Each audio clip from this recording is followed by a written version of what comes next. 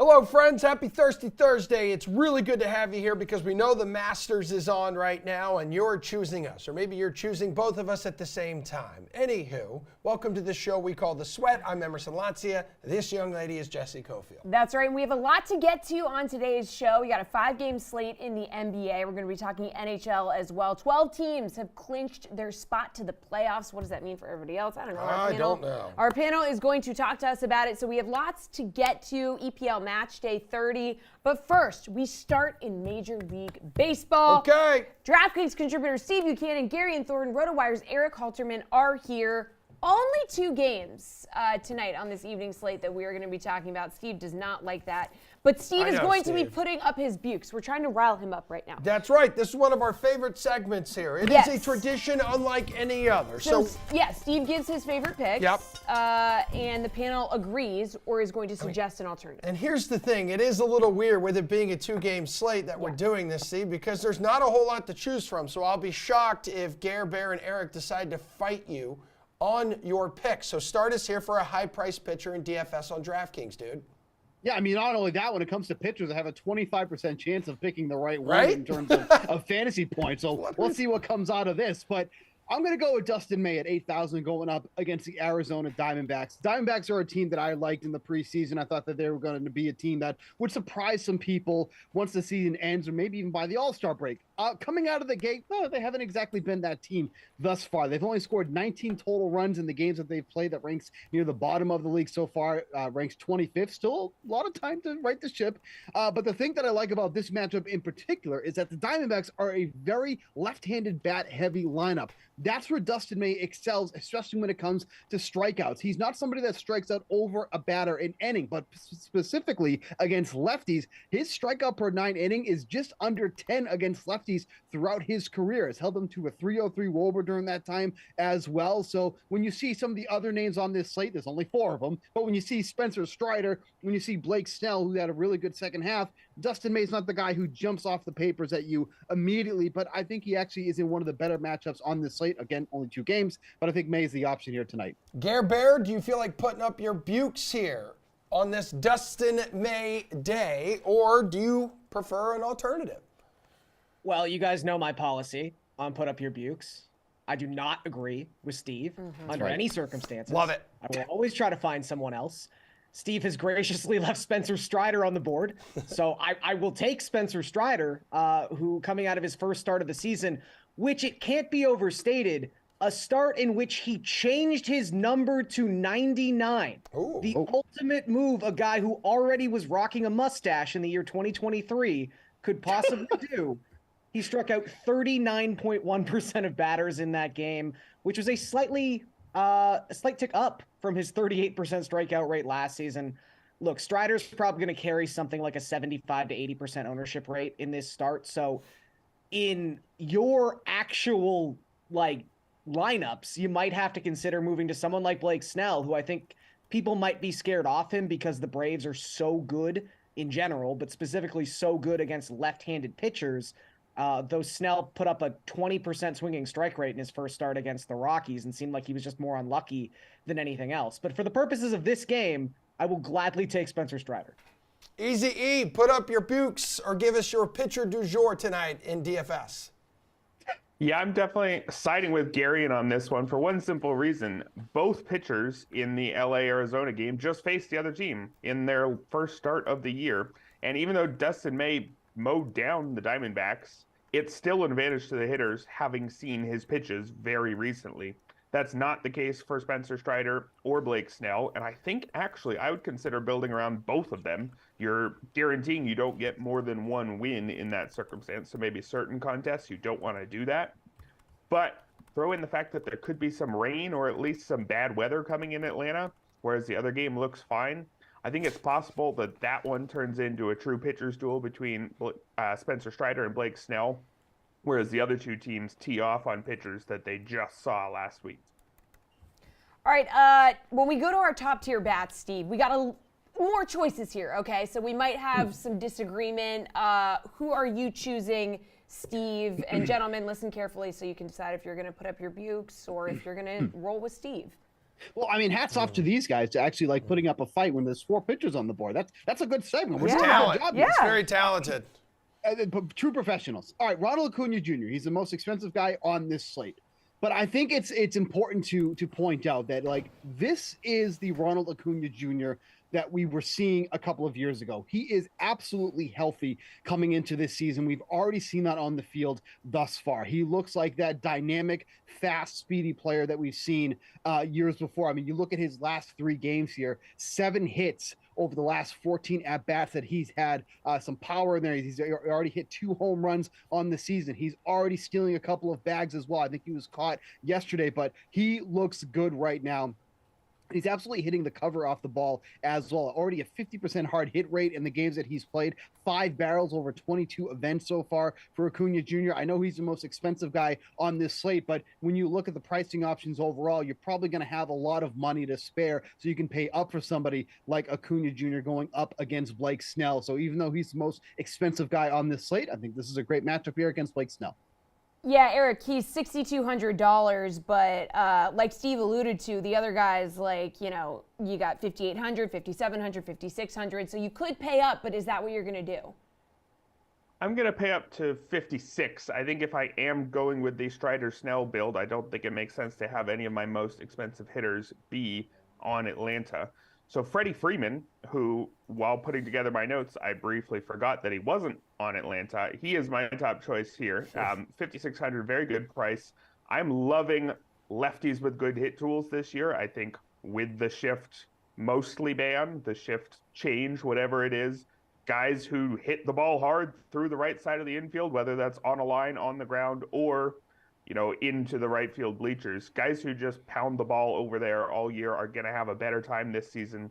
Freddie Freeman, of course, didn't really need the shift ban to put up an excellent batting average, but it's not going to hurt him. He's hitting .381 already in terms of numbers that stabilize more quickly. Obviously, nothing has stabilized yet, but 6 walks against 3 strikeouts. You love to see it. He's absolutely plugged in. He'll get the platoon advantage against Merrill Kelly, who is somebody who has never had a ton of strikeouts, allows plenty of contact, and a guy like Freeman should do damage. I think I'd be happy to stack several of the top Dodgers bats here, again, given that they just saw Kelly last week. All right, Gary, and we know that you are not agreeing with Steve, so put up your Buchs, brother. Well, I'm glad I don't have to put up my Haltermans because Eric and I are seeing this slate in a very similar fashion. I also think Freddie Freeman is the top bat here. Talked a little bit about this on opening day with Merrill Kelly, but for as good as he was last season, he tended to struggle with left-handed bats. He had a 4.61 FIP within that split compared to a 2.91 FIP against right-handed batters with a much higher strikeout rate, a much lower walk rate, which is very crucial with Merrill Kelly. Kind of escaped that game against the Dodgers on opening day. 4 walks in 3 2/3 innings. You're not going to survive that all that often. Also, because this has put up your Buchs, I had to put myself in the mind of Steve Buchanan. So I'm going to hand out some BVP stats, even though they're not generally my favorite. But Freddie Freeman against Merrill Kelly in 20 career plate appearances, a 1.313 OPS with 5 extra base hits. He just saw him last week. I really think Freddie Freeman can do some damage against Merrill Kelly tonight. Let's go to value bat, young Steven. Who is it today? Yeah, so it's going to be fairly hard to get batters that are not going against one of the pitchers that you're going to be rostering tonight. That being said, the algorithm is still a little bit sleepy coming into the baseball season. It hasn't caught up to what Corbin Carroll has done so far at the plate. He's still 2,700. That is dirt cheap for somebody as talented and as rich as Carroll is on this day. This is somebody who is already averaging 8.3 DraftKings fantasy points in the first 6 games that he's played. And he's doing a little bit of everything right now. He's got 3 stolen bases, 2 extra base hits, 3 runs scored, and he's been batting mainly 5th in this Diamondbacks offense. The thing with Carroll is it doesn't take much for him to pay off that salary that he has right now. If he gets on base, whether it's a walk or a hit, steals a base, you're already golden with how cheap he is, and then the return you're getting through fantasy points here. So I think Carroll hitting in a good spot in this lineup. It's going up against one of the pitchers that I like tonight in Dustin May, but there's only 2 pitchers you're not going to be using. So it's not like this is extremely difficult to do that. So taking Carroll, good spot in the lineup, has the speed, can really get those fantasy points there quickly too as well, especially if he gets on base. So give me him at 2,700. It's not very difficult, Garion, but go ahead, put up your Buchs. Well, I will say this. I think Steve is very right that the algorithm has been quite slow catching up on some of these super rookies. Like, on a normal slate, you can start most lineups with Corbin Carroll and Jordan Walker and then just have all the money left over and still 2 of the best bats in baseball in your lineup. So keep an eye on that as we kind of go throughout April here, see how fast those things adjust. A lot of possible value on this slate. I'm going to go with the best butt in baseball, Sean Murphy. He's $3,500. Just way too cheap. Way too cheap for Sean Murphy. I know he hasn't gotten off to the best start in his Braves tenure, but last season against left-handed pitching, he was phenomenal. 162 plate appearances, a 235 isolated power, and a 147 WRC plus. Murphy has the kind of offensive potential behind the plate that we don't normally get. And if he's going to be this far below 4K, I think you have to put him into a lineup or 2. He may have the sweetest Georgia peach in the state for sure, Garion. Halterman, you picking up what Buchs is putting down? Yeah, I mean, I think Carroll's got to be the number 1 choice here until his price rises probably at least close to 4,000, if not above it. He's a phenomenally talented rookie. I think one angle that wasn't talked about as much as maybe it should have been, had we all thought about it some more during the spring training, was these guys who have played under the new rules. They're not going to have an adjustment period. And Carroll played about 5 months last season. Anthony Volpe in New York, too. Another guy, 2 guys who can really run on the base pass, and they know how to take bases under the pitch clock rules. They know exactly how to time things. They know how to take advantage of tiring pitchers. I think you'll see the league's smartest base runners catch on pretty quickly. But guys like Carroll, he's already done it. I think he's got a big leg up early in the year. That's going to keep him going during the part of the season where maybe you figure his bat isn't going to be fully developed until what it's going to be later in the season once he's seen more major league pitching. So I think he's clearly number 1. I'll just throw out, if you want one other cheap outfielder, Jason Hayward, just $100 more than the minimum. Got 2 homers already. I mean, he was a guy everybody, well, I don't know about everybody, but a lot of people were saying, maybe the Dodgers, when they get their hands on him, we know he has talent. Well, we know he did, 7-8 years ago, whatever it was at this point. But a guy with his underlying skills and the Dodgers coaching staff, maybe. And at 2,100, I'm absolutely interested in taking a chance. All right, Steve, picking up the pace a little with your favorite game bet on the DK Sportsbook. What is it? Yeah, I'll take the under in that Dodgers Diamondback game, under 9 runs here. This just feels a little tad bit too high. Like, both of these guys did well in the first start. I know Eric said that, this is obviously advantage to the hitters because both of these teams have seen these pitchers here. But Kelly is really the wild card for me here. Didn't allow a run against the Dodgers in that first start, but was only in there for 3 2/3 innings. If you watch that game, he was definitely bailed out defensively a couple times in that game. So it actually could have been a lot worse than we actually saw. But 9 runs just feels a tad bit too high here, especially for a Diamondbacks team that is just not hitting well right now overall. So give me under 9 runs for this game total. All right, put up your Buchs, Garion. So Steve's right. Maybe Dustin May pitches really well in this game. So I'm just going to focus on the Dodgers here. I'm going to take the over for their team total at 4.5. It's -130. Like we've been saying, I think that Merrill Kelly got pretty lucky in that opening day start. He's had a lot of trouble with his control recently. That is no way to live against the Dodgers. And on top of all of this, the Diamondbacks bullpen through 6 games has a 7.17 FIP. That is the second worst mark in all of baseball. Seems like they're due to just give up some crooked numbers pretty soon, and I think that happens tonight. All right, where are you going, Eric? Yeah, I'll give something from the other game. I think the Padres money line +140. I mean, Spencer Strider's fantastic. Probably my favorite pitcher right now behind Jacob deGrom on a single game basis. But Blake Snell's really good too. And the Padres lineup, I think, is every bit as good as the Braves. I think +140 is a little too friendly for a team that has such a good roster and such a good pitcher on the mound. I don't think Blake Snell should ever be +140 against anybody right now. All right, guys, super quick here. Best player prop on this 2-game night slate, Steve? Yeah, I'm going to go with Dustin May over 15.5 outs recorded here. As I mentioned numerous times, Arizona is not hitting the ball well at all. And they also don't draw a lot of walks, which is in the benefit of May because he can get a little shaky with his control, but they will not be patient at the plate. So give me May over 15.5 outs recorded. Gare Bear. Little teamwork here. If that happens, he qualifies for a win, and I think the Dodgers are going to win this game. And I don't want to take the Dodgers on the money line, but I will take Dustin May to record a win at plus 155. I think it's basically the same bet at a much, much, much better price. Go That was team, kind of an go. agreement. That was, Garion. You got caught, you son of a gun. Eric, It was player a prop. compromise. I'll go to the same game, other side. Merrill Kelly under 4.5 strikeouts. He's not really a strikeout pitcher, about a league average strikeout rate in his best seasons, and I think the Dodgers are going to win this one. I think they could knock him out early, given again, they just saw him last week. All right, good stuff, guys. Thank you. 5 games to discuss on tonight's NBA slate as we approach the playoffs. Teams are jostling for position and seeding. We'll get into that next. Yo, DraftKings, y'all got the most ways to bet on NBA players. I'm hyped. Hitting props, that's my dog. Stack up buckets, blocks, and boards on my boy? Or superstar going one-on-one against another superstar? Oh, it's on.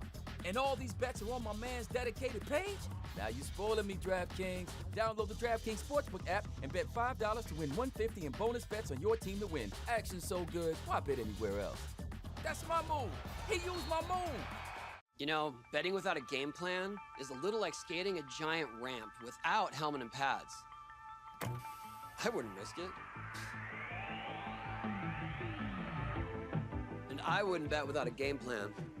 DraftKings Sportsbook provides you with tools to set a realistic budget and time limits, so you're ready to bet responsibly. Download the DraftKings Sportsbook and Casino apps to learn more about how you can practice safe bets.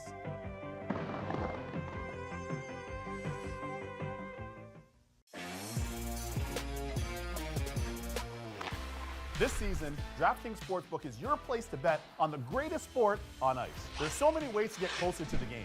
And with this latest offer, you can win big. Now that is deserving of some victory stick taps. Download the DraftKings Sportsbook app, sign up with the promo code, and take advantage of this great offer. And get in on the action with an official sports betting partner of the NHL.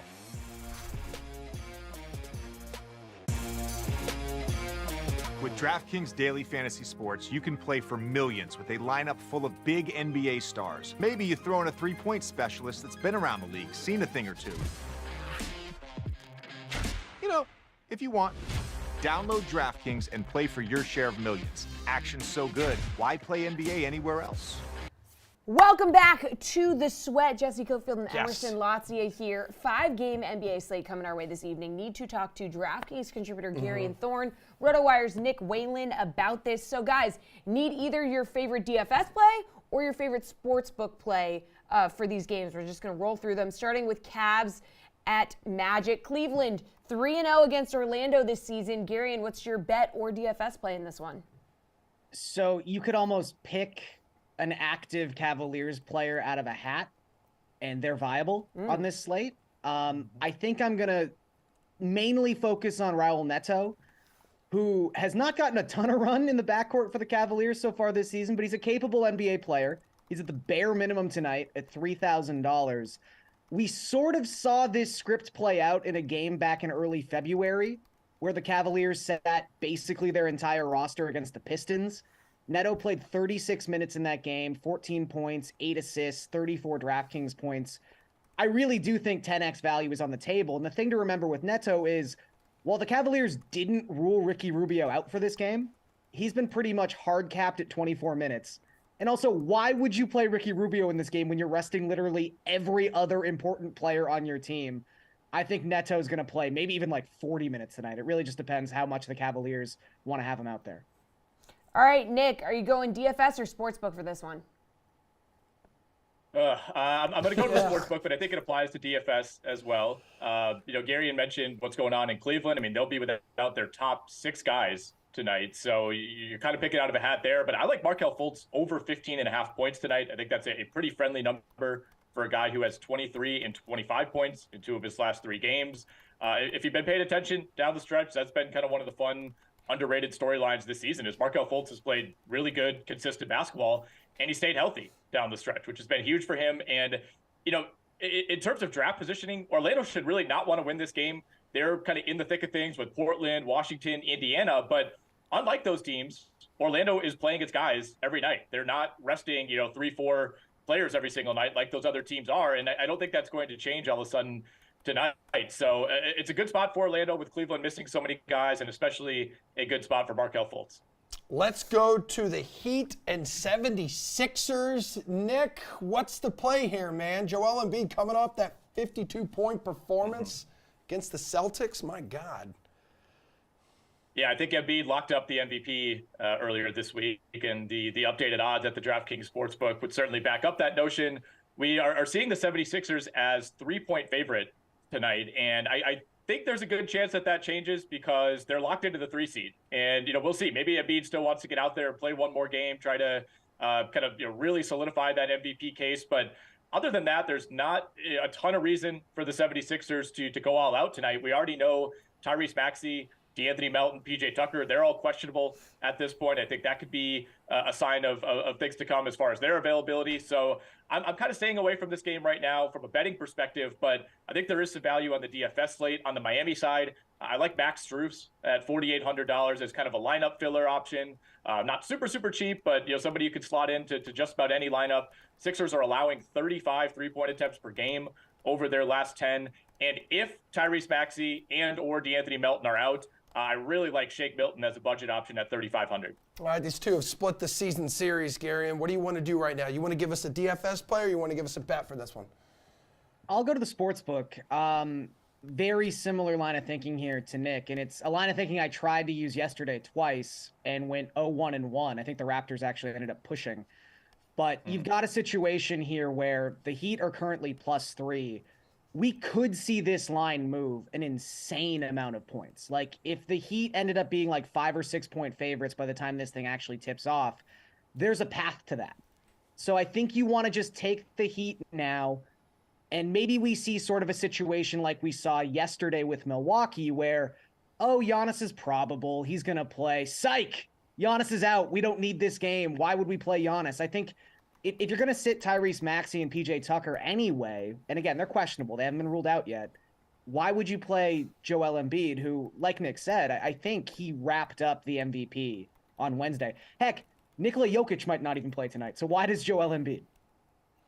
All right, guys, Portland at San Antonio. Garion, the tanking Trailblazers continue to lose and sit their stars. Spurs also continuing their downward spiral towards a top 3 draft pick. So who do you want in this toilet bowl game? Ew. So we already talked about Rahul Neto tonight. Let's talk about Skylar Mays. Why not? I got to give Portland some credit. Like, they are really tanking. Like, they're going for it. They were competitive against the Grizzlies with a team comprised, again, like of Skylar Mays and Shadon Sharp. And they were a little too close. And they were like, hey, Shadon, let's maybe not play the fourth quarter. And now you're injured, by the way. Remember that. So, look, Sharp's questionable.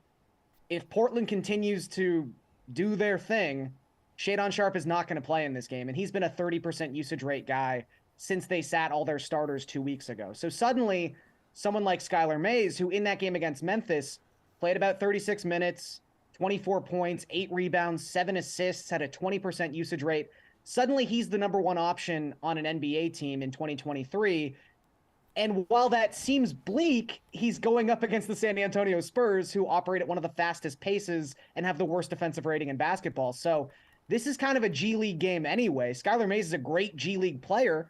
Might as well stick him in your lineup for $6,400. He's basically a 9K player tonight. Yeah, in that game, Nick, Portland held the lead with 9 minutes left, and then they really harnessed their inner tank. Memphis going on a 22-2 run in the fourth. They're taking it as hard as any team that we've ever seen, truly. They did this last year as well, but they're taking it to an even more extreme level this season.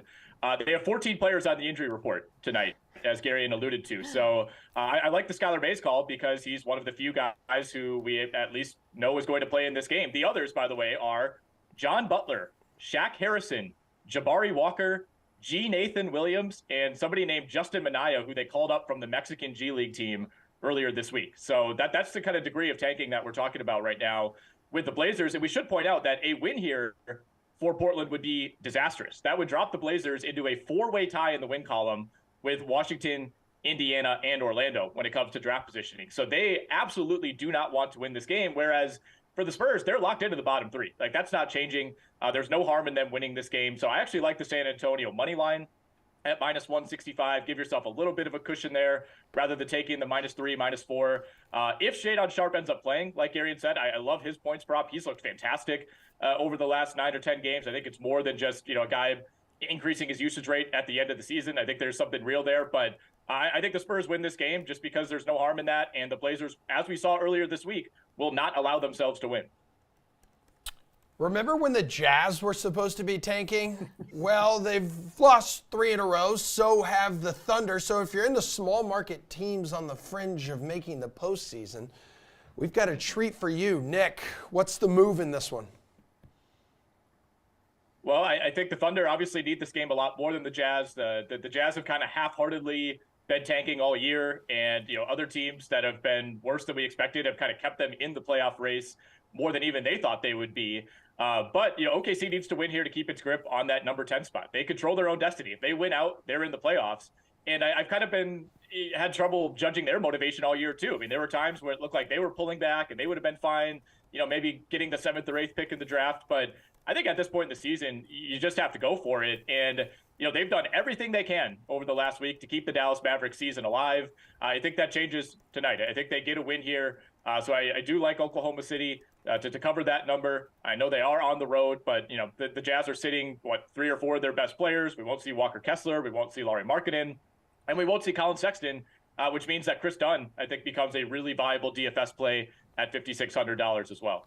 Care Bear, Thunder control their own destiny. It's unclear whether the Jazz are even trying to win at this point, and that's putting it kindly. Yeah, Mavericks team MVP this season. They've got to split it, but it's Sam Presti and it's Danny Ainge. Congratulations to the Mavericks. You made the play-in because 2 teams are actively trying to avoid it.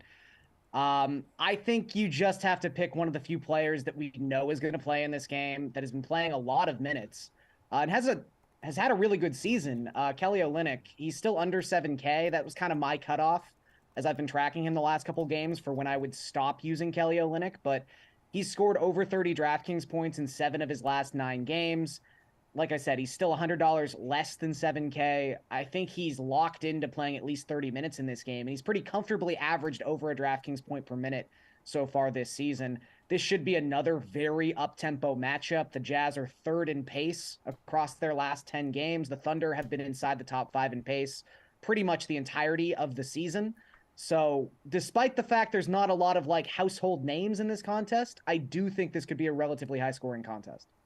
All right, well, we got a potential preview of the Western Conference semifinals between the Nuggets and Suns, current 1 and 4 seeds. So, Garion, Nuggets have already clinched the 1 seed, so they're probably going to be resting their starters, and Jokic and Jamal Murray are both questionable. So how do you play this one?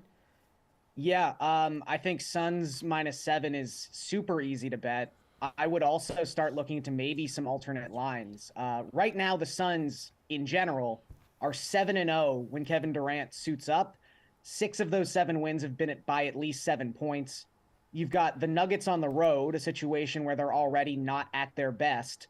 You've got Jokic and Murray questionable. As you said, Jesse, they locked up the home court advantage in the Western Conference playoffs yesterday. Even if Jokic plays, we saw him active against the Rockets earlier this week. He only played 24 minutes. So it's not like you're going to get 37 minutes of Nikola Jokic or Jamal Murray, even if they end up active for this game. So I think the Suns win this one pretty handily. They still need this game. Yeah, like I said, I would start looking to alternate lines and maybe you can get something a little bit more juicy than -7. All right, what are we thinking here? Are you going DFS or Sportsbook on this one, Nick?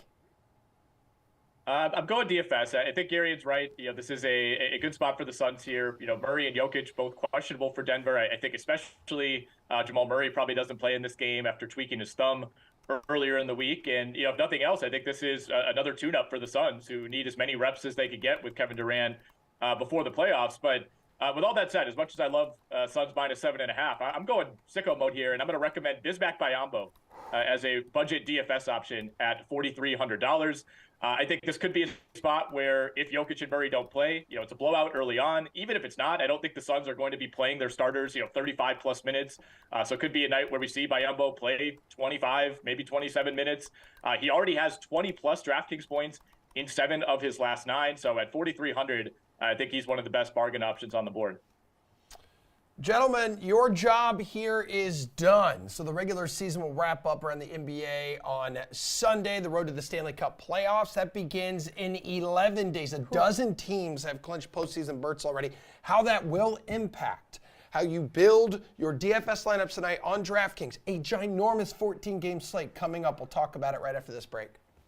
Yo, DraftKings, y'all got the most ways to bet on NBA players. I'm hyped. Hitting props, that's my dog. Stack up buckets, blocks, and boards on my boy? Or superstar going one-on-one against another superstar? Oh, it's on. And all these bets are on my man's dedicated page?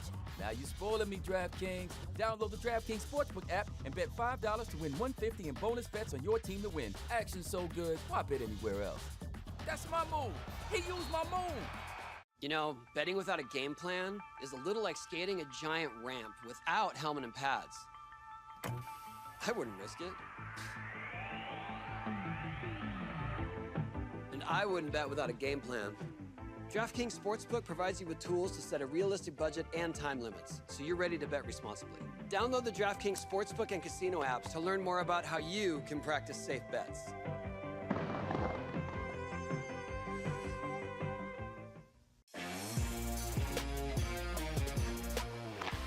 This season, DraftKings Sportsbook is your place to bet on the greatest sport on ice. There's so many ways to get closer to the game.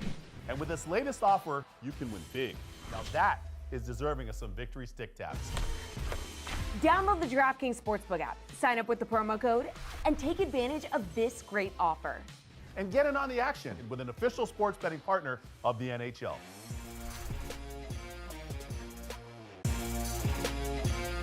With DraftKings Daily Fantasy Sports, you can play for millions with a lineup full of big NBA stars. Maybe you throw in a three-point specialist that's been around the league, seen a thing or two. If you want. Download DraftKings and play for your share of millions. Action's so good, why play NBA anywhere else? Okay, so 12 NHL teams have clinched a playoff berth with fewer than 10 days left in the regular season. So what we know, the Washington Capitals' 8-year run is officially over. Oh, wow. And the Eastern and Western Conference's final 2 playoff spots remain open. So most of the first-round postseason matchups are still unsettled here, which is a little different compared to last year. Sheesh. For sure. 14 games on tap tonight. DraftKings contributor Jeff Ulrich, NHL.com's Pete Jensen, and RotoWire's AJ Schulz are here. This huge slate. Massive. It's thick, it's juicy, it's highlighted by Toronto and Boston, which will get the party started around 7 o'clock. Before we get into top plays here, guys, we've already started to see teams like the Bruins playing their stars a little less, resting them for the playoffs here. This will become a bigger trend as the postseason nears here. So, Jeff, these moves we know can impact fantasy here in a big, big way. How do you navigate this when making roster decisions?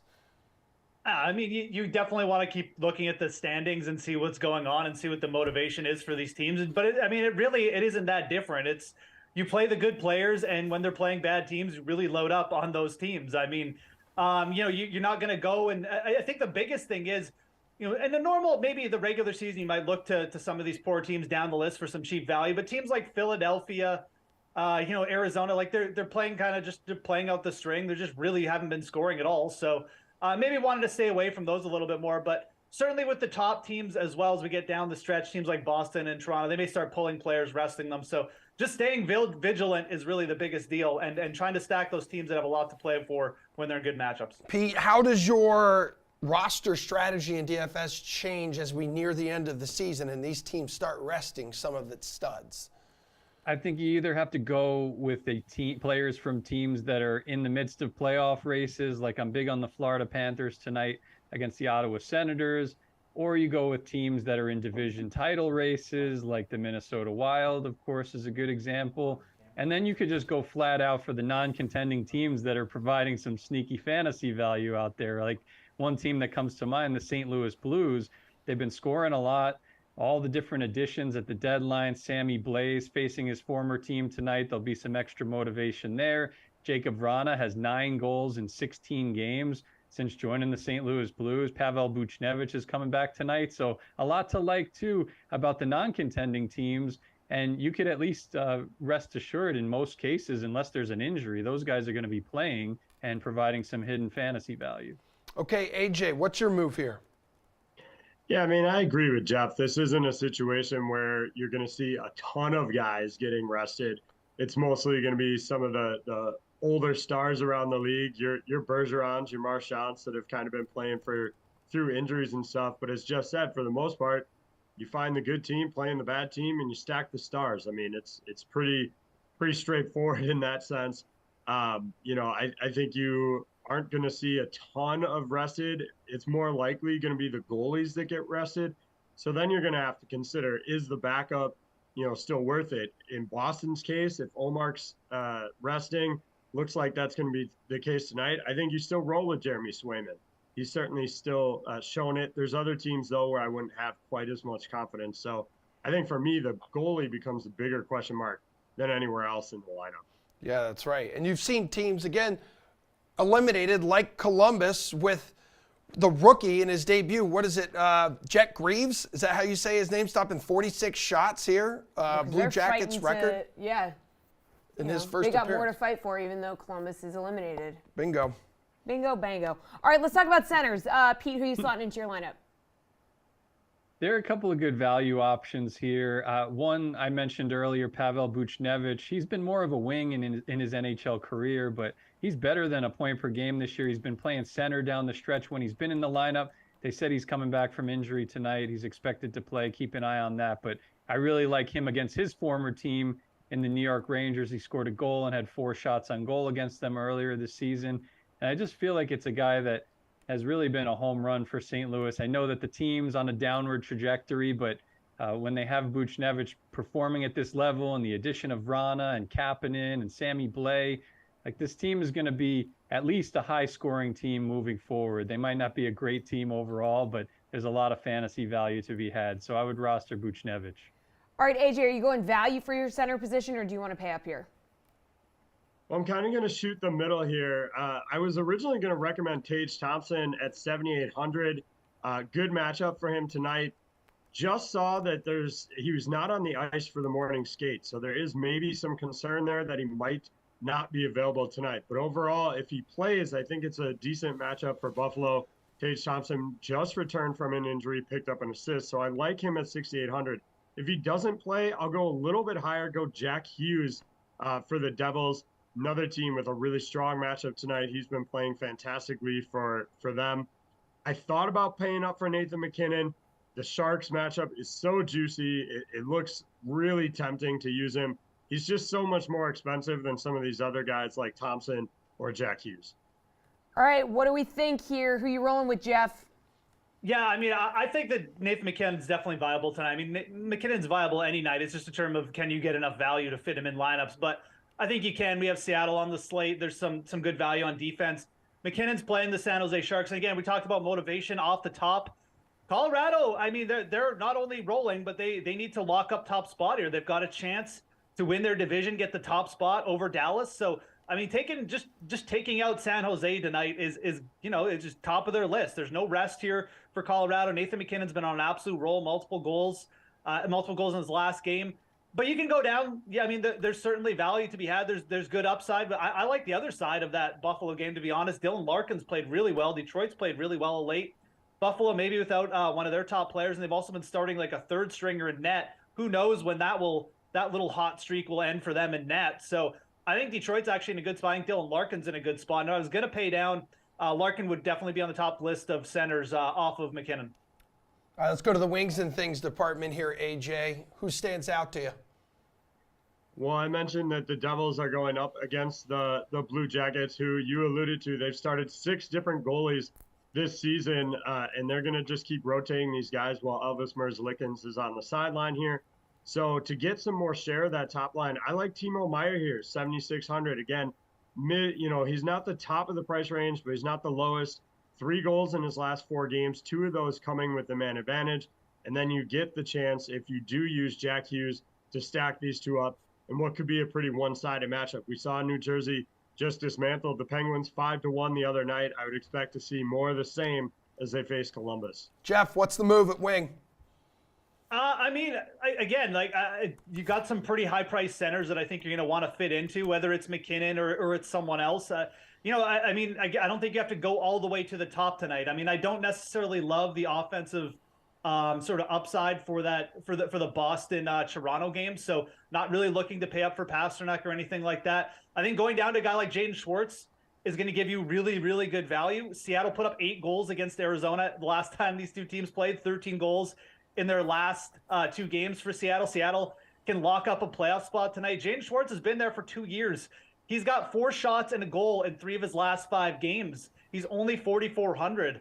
I think there's a great chance that he puts another one in the net tonight. I like him for goal scoring props too. So there's really good value there with Schwartz, but a guy like Artemi Panarin going up against the St. Louis Blues as well is only 5,700. He's definitely a multiple point candidate. So I really like that. I think the biggest thing for wing is you can kind of start your search at like 6K and look down there between 6 and 4K. And that's going to let you fit in bigger names like McKinnon.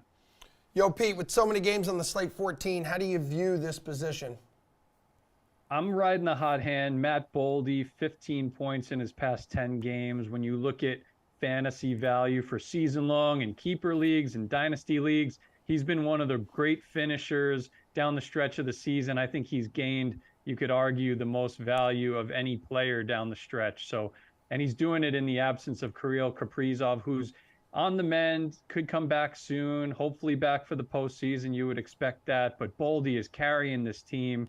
And I think it just sheds more light on the fact that the Wild have one of the better young cores in the league, very sneaky, with Eriksson Ek and their goalie Philip Gustafson's only 24, and Matt Boldy and Kirill Kaprizov. The list goes on, right? All right, Jeff. Does. What's up? Take us to the blue line. Yeah, blue line here is pretty simple for me. I mean, we need to get some exposure to this Florida offense. Florida's been absolutely just – they look kind of like they did last year for most of the season. And it looks like it's probably going to be enough to sneak them in. They're creating a ton of chances. The power play's up. Aaron Ekblad is only 5,800 tonight. He has been an absolute fire for fantasy here. Points in 5 straight games. Shooting the puck. He's got 4 more shots now in 4 of his last 5 games. So for fantasy, he's also got double-digit fantasy points on DK, on DraftKings over in 4 of his last 5 games as well. He's only 5,800, taking on the Ottawa Senators, who another team that's just been rotating random goalies at points this season. And the Ottawa down the stretch, they put up a nice fight. The offense is still there for Ottawa, but the defense is just awful. I expect Florida to really just ring the goal bell, whatever you want to call it, the goal horn 4 or 5 times tonight. I think Ekblad probably gets there as a fantasy play once again. He's a must roster for me. Pete, what's your strategy here? So I'll take the non-contending team route and invest in a mock lineup for my for DraftKings tonight in Quinn Hughes. Not many people probably realize how good this Canucks offense has been.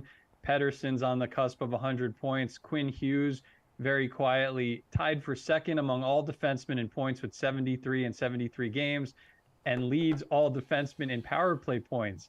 When I look at the whole equation and favorable matchups, they're facing the Chicago Blackhawks, and he's not even 6K. He's 5,700, and he's one of the best distributors in the entire league, Quinn Hughes. So I'll roll him out. And also a good price I saw on Vince Dunn, 5K, for a guy that has 60-plus points and is facing a favorable matchup against the Arizona Coyotes.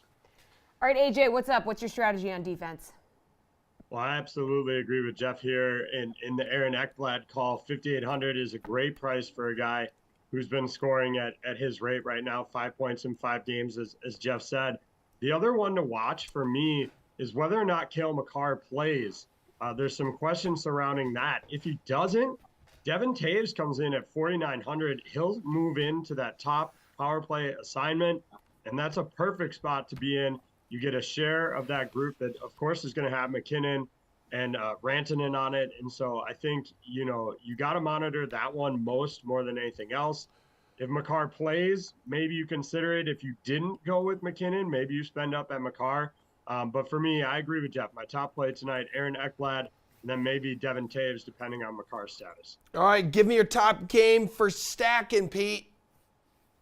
Florida Panthers, Ottawa Senators. I know Lyon's been playing well in the net. I would consider rostering him. But on the Florida side of things, we've talked about a lot of these different guys throughout the show. Montour, Ekblad, Barkov's likely playing. He's been healthy lately.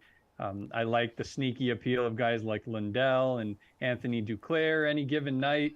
Carter Verhaeghe, quietly 4th in the entire NHL in even strength goals this season, which is unbelievable. He's got 40 goals this year. You'll have to spend up for him, but long story short, I would get some Florida Panthers in your lineup. They need to win to lock up a wild card spot in the coming days. For sure. AJ, you like targeting one of those teams, fighting tooth and nail for a wild card spot?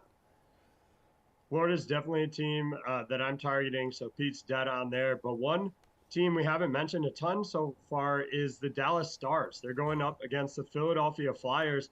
Since the trade deadline, the Flyers have the second worst penalty kill in the league. So I would consider stacking a couple members of the Stars' number 1 power play. You could go Miro Heiskanen. Roope Hintz is maybe questionable. Again, another player not on the ice for morning skate. Have to follow up there. But I think some of these Stars players on that power play unit could be a real option to stack tonight. All right, Jeff Ulrich, who are you targeting? Which team for stacking? Yeah, look, Florida Panthers make a ton of sense. We already talked about them, talked about Ekblad. I think another team that may just get a little bit overlooked, it's a 14-game slate, is the New York Rangers going up against the St. Louis Blues. These two teams played earlier in the season. It was a wide open, wild affair. The Rangers have 11 goals in their last 2 games. I really like stacking like Mika Zibanejad, Adam Fox, Chris Kreider, that first-line power play for the New York Rangers. The Blues have a bottom 8 penalty kill here. I think you're going to see the Rangers put up 5 or 6 goals again. And I think Mika Zibanejad is the type of player who can put up like 30 DK points in this kind of spot. So really like stacking that first Rangers power play unit. And again, I think for big GPPs, for strategy purposes, they're just not going to be as highly owned as the Panthers. Rangers tend to be a very concentrated scoring team too. So even that first line power play for New York. Hell yeah, Jeff. And we got Cam Young, 3 under through 4 holes, man. And Victor Hovland type of lead too at 3 unders. We give you our Augusta update. Okay. Obviously, things are going to change a lot over the next couple days. For All sure. right, good stuff, guys. Appreciate Thanks, it. AJ, stick around. We're talking EPL after this. Yo, DraftKings, y'all got the most ways to bet on NBA players. I'm hyped. Hitting props, that's my dog. Stack up buckets, blocks, and boards on my boy? Or superstar going one-on-one against another superstar? Oh, it's on. And all these bets are on my man's dedicated page? Now you spoiling me, DraftKings. Download the DraftKings Sportsbook app and bet $5 to win $150 in bonus bets on your team to win. Action so good, why bet anywhere else? That's my move. He used my move. You know, betting without a game plan is a little like skating a giant ramp without helmet and pads. I wouldn't risk it. And I wouldn't bet without a game plan. DraftKings Sportsbook provides you with tools to set a realistic budget and time limits, so you're ready to bet responsibly. Download the DraftKings Sportsbook and Casino apps to learn more about how you can practice safe bets.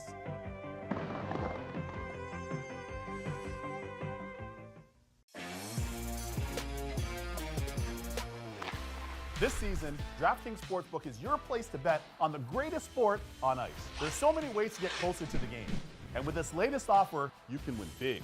Now that is deserving of some victory stick taps. Download the DraftKings Sportsbook app, sign up with the promo code, and take advantage of this great offer. And get in on the action with an official sports betting partner of the NHL.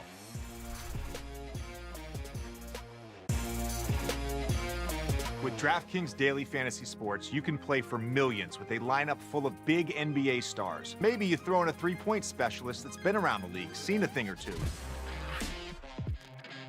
You know, if you want. Download DraftKings and play for your share of millions. Action's so good, why play NBA anywhere else? All right. I'm telling you, I was just doing some research, like minutes leading up to this segment. Yes. And match day 30 of the Premier League, Chinmay and AJ I'm told could be poised to define the title race, as two matches in particular will have massive implications for all four sides involved. That's the rumor going around. That is the rumor going around. So, what's the play in what should be an awesome match between Tottenham and Brighton? Where are you going? Brighton, Tottenham, what is the play, Chinmay? Brighton have actually won 3 of their last 5 matches, and they haven't lost since mid-February. So this is definitely an interesting game. Brighton probably need this more than Tottenham in terms of getting into that top 4 position. So, the Spurs have drawn their last 2 against Southampton, Everton. They haven't been playing particularly well, especially defensively. I think the easiest bet here for me is just Harry Kane as anytime goal scorer. Comes in at plus 110. It's still plus money. He's got 4 in the last 3 games, has scored in each game. So I think Kane is the best bet right now to just put one in the back of the net. I don't really have a game result here because I think this actually could really go either way. And if you're feeling particularly strong about the other side, you're getting plus money on the sportsbook either way. So I'm staying away from a game result, but I like Kane to at least get another one. AJ, what's your play here? Are you staying away from a game result, maybe going with a player prop, or do you have a more definitive idea? I have a more definitive idea here, and that's because Tottenham, frankly, looked bad against Everton on Monday. Their one goal to force that draw came on a penalty that Everton basically just handed to them. And then they conceded an equalizer to a team that has the fewest goals in the league this season. That's not a recipe for success by any stretch of the imagination here. So to that end, I will take Brighton on the draw no bet option at minus 105. You could consider getting more value on them at the money line. But I'm not sure I want to take that much risk with Brighton being on the road. So again, I'll stick with draw no bet Brighton minus 105 here. All right, dudes. What is the move here for Brentford Newcastle? What do you think, AJ? Well, look, I know Newcastle were playing West Ham, but they absolutely dismantled them yesterday. And they have wins in 4 straight matchups. Because, though, you would only get them plus 110 on the money line, I don't like the amount of value there. I think I'd rather just go to Newcastle team goals. You can get over 1.5, which is a mark they've hit in all 4 of those wins, and bring back the same plus 110 value. So I'd rather go to their team goals so that you eliminate the chance that Brentford could pull off a draw here. Just rely on that Newcastle offense that's been looking really good lately. Like I said, over 1.5 goals comes in, plus 110 for Newcastle. All right, Chinmay, yeah, Newcastle aiming to stretch their Premier League winning run here to 5 matches. AJ was talking about the Newcastle offense. How about Newcastle's defense kind of getting back to what they did earlier in the season, limiting opportunities, preventing teams from scoring? I like the under on the total at 2.5 goals, which comes in at minus 120. But I also like Brentford under 0.5 goals. I think they get blanked here. That comes in at plus 185. Newcastle have been flying again lately. They were fading a little bit in that top 4 race, but seem to have picked things back up. So I'm with AJ on this one. I'm back in Newcastle here, but I'll take their defense in this one. Give me the under on the overall total and then on Brentford team goals. All right, Leeds, Crystal Palace, both outsiders in the Premier League relegation battle here. Ooh, should be another tight one. They're both have a lot to play for here. Is the draw at plus 240 in play? What do you think, Chinmay? This is one of the most comical matches of the weekend for me. Both these teams are really going nowhere, but a win here would be huge for either side in terms of separating themselves in this relegation race. I think they're only Crystal Palace is only 3 points ahead of most of the teams that are in that bottom 4 group, and Leeds only a point behind Crystal Palace. I actually like Leeds on the money line at plus 105. They've been playing better of late. Both teams are coming off a win, actually. But Crystal Palace have just been in such horrendous form overall that I think Leeds on the money line would be the play for me. I'm not backing Palace in this one bit. All right, what do you think, AJ? Well, Jesse, I think you're the correct one here in that the draw is in play in this one. I think we absolutely could see both these sides play, 1-1 draw, I think is absolutely a strong possibility here. I would consider maybe even laying down on the exact scoreline for that one. But you get really good value at plus 250 for the draw. The one caveat that maybe leans towards what Chinmay was saying is that, it's an away away matchup for Palace, and they've just won twice on the road this year, so they've struggled for form when they're not at home. So that does lean towards Chinmay, but I think a draw is a real possibility. All right, gentlemen, we're going right to it. Sweaty boot time. Woo! What did we say before we came on here? Are you guys tied in this race, AJ? I believe that's the case. Yeah. I think we both, unfortunately, suffered defeats last week. Yeah, but, you did. We're back tied up. All right, give me your winner then this weekend.